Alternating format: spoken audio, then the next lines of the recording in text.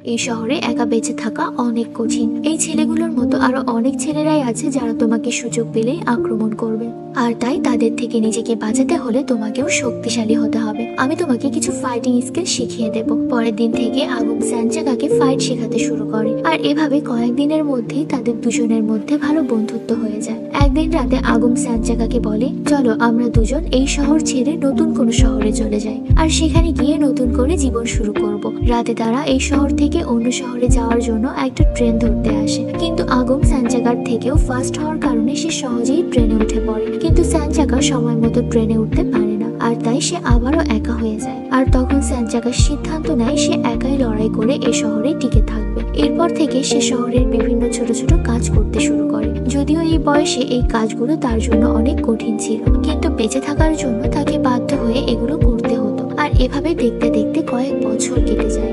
স্যানচাকা এখন অনেক বড় হয়ে গেছে। সে এখন একটা পেপার মিলে কাজ করে। একদিন যখন কাজ শেষ করে স্যানচাকা বাড়ি ফিরছিল, সে রাস্তায় কিছু মানুষদেরকে মারামারি করতে দেখে, আর লোকগুলোকে দেখে তার আগুমের কথা মনে পড়ে যায়।